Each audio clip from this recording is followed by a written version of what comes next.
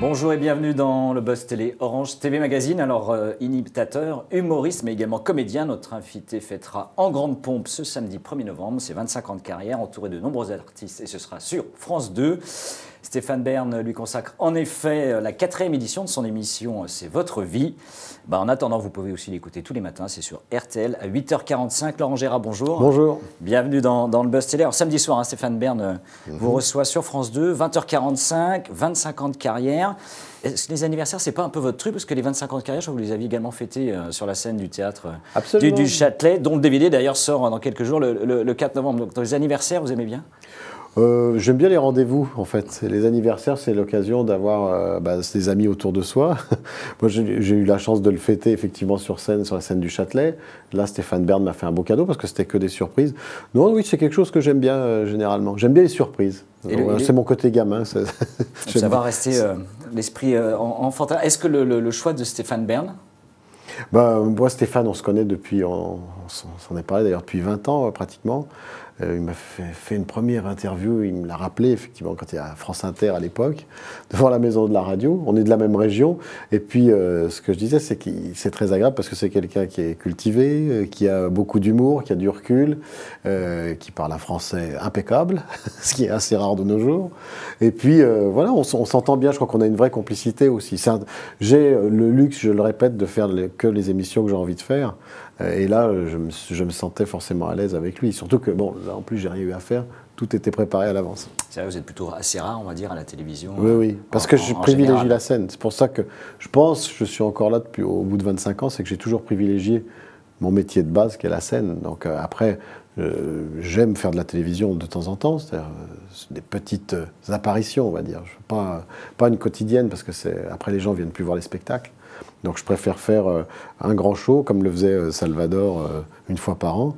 Il ne faut pas lasser non plus le public. Moi, mon métier, c'est aussi saltimbanque, c'est d'être sur les routes. 25 ans donc, de carrière sur les routes. Votre meilleur souvenir, si vous deviez en choisir un seul, ça va être terrible comme question. Ah, ça c'est terrible, parce que c'est tellement une accumulation de belles choses, de rencontres, je crois que c'est les rencontres. Je vais englober ça dans toutes les belles rencontres que j'ai pu faire, qui étaient pour moi, quand c'était des gens que j'admirais quand j'étais gamin et après avoir travaillé avec eux. Je dis au hasard Jacques Martin, Michel Drucker, pour la télévision, mais aussi des gens de radio, des gens de cinéma. Voilà, je crois que c'est ça. Et puis, peut-être le premier Olympia, quoi, ça fait quelque chose. Quand on voit son nom sur les lettres rouges de l'Olympia, c'est magique. Voilà, c'est ça. Mais encore une fois, c'est difficile de choisir parce que j'ai eu énormément de chance. J'ai une grande liberté. C'est pas fini, j'espère. Hein. Mais en tout cas, sur ces 25 ans-là, je retiendrai une grande liberté, puis surtout une grande joie de retrouver le public, de retrouver les gens qui m'ont aidé pendant tout ce parcours-là. Et le pire souvenir? Mais c'est même les pires souvenirs, finalement. On les oublie? Non, après, avec le recul, on en rit, quoi. Moi, j'ai cette capacité-là. Quand je suis arrivé à Paris et que j'étais au Don Camillo, par exemple, et que les gens n'écoutaient pas et qu'ils bouffaient, mais on apprend son métier. Même si c'est un des pires souvenirs, parce qu'on est déracinés. Moi, j'arrivais de Bourg-en-Bresse, je suis arrivé à Paris, et puis 7 jours sur 7, donc je ne pouvais plus repartir. Donc mon premier contact avec Paris n'a pas été un peu difficile, mais j'ai fait ça à la place de faire l'armée, alors finalement, c'était pas mal. Est-ce qu'il y a des personnalités qui sont pour vous impossibles à imiter toujours? Ce sera difficile, même avec un peu de travail. Non, oui, bien, il y en a plein, par exemple. Moi, je ne suis pas très fort pour les voix féminines. Les voix de femmes, c'est pas de la misogynie, hein.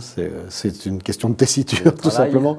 Non, tessiture, parce que j'ai une voix qui est assez grave, donc soit je le fais une voix de contre, c'est plus des évocations quand je fais Céline Dion ou Jeanne Moreau. Vous parliez de la télévision qui est une source d'inspiration. Est-ce que vous êtes un gros consommateur de télévision? Je la consomme, oui, je le suis, mais je suis souvent en tournée. Donc, soit je la vois très tard. Il y a un replay aujourd'hui, le mode de consommation décalé. Oui, non, j'ai pas le réflexe. Oui, je devrais d'ailleurs.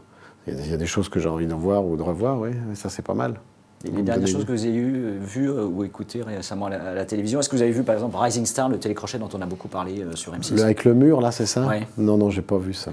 J'en ai entendu parler parce que je fais une revue de presse le matin à RTL, mais non, j'ai pas. Qu'est-ce que j'ai vu vraiment? Non, je regarde beaucoup les documentaires. J'aime bien Arte parce que comme je me passionne pour la Seconde Guerre mondiale, puis là en ce moment il y a des documentaires. L'année où, ouais.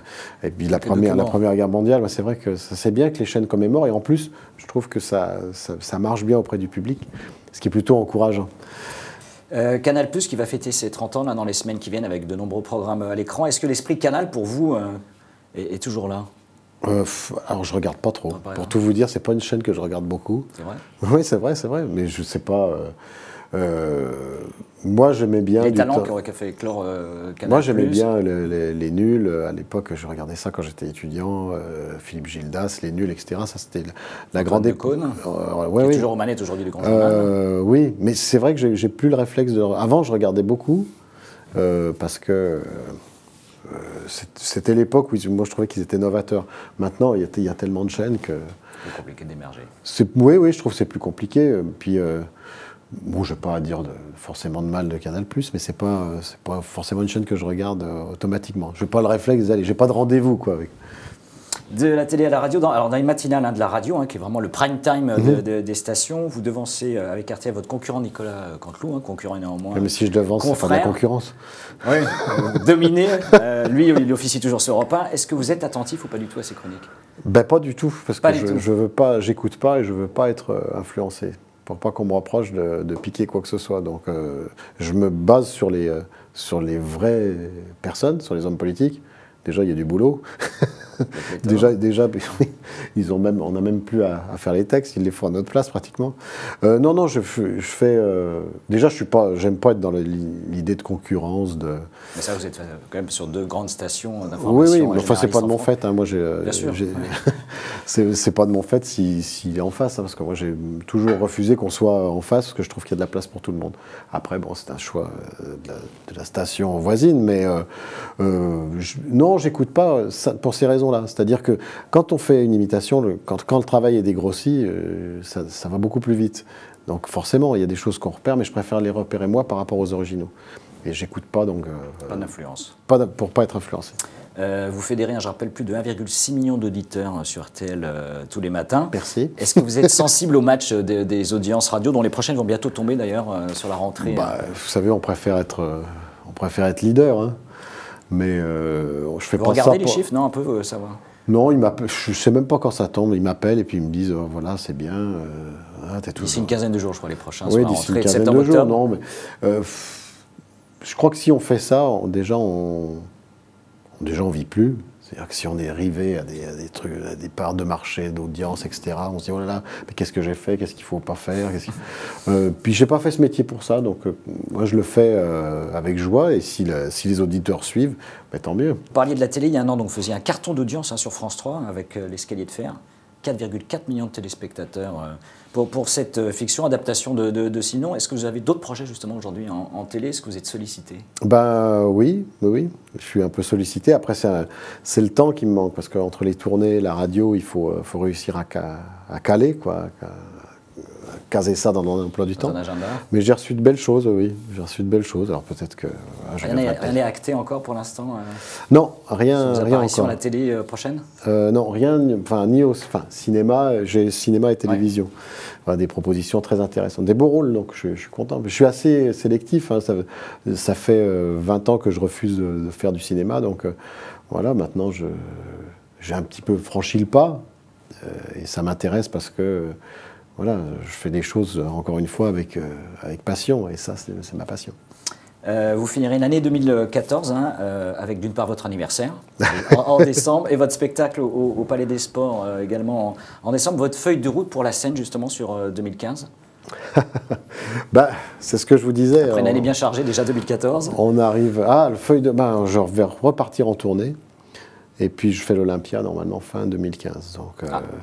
D'ici là, je pense qu'il sera encore passé des choses. Donc, ce qui est bien, c'est que grâce à nos hommes politiques, le spectacle évolue vite. Donc, on n'est jamais pris de court. Laurent Gérard, merci. Merci d'être venu dans le Bastelier. Donc, tous les matins sur RTL1, je rappelle. Mais pour les gens, 8h45. 8h45. Un quart d'heure. Et également ce samedi soir, donc avec Stéphane Bern sur France 2 pour célébrer vos 25 ans de carrière.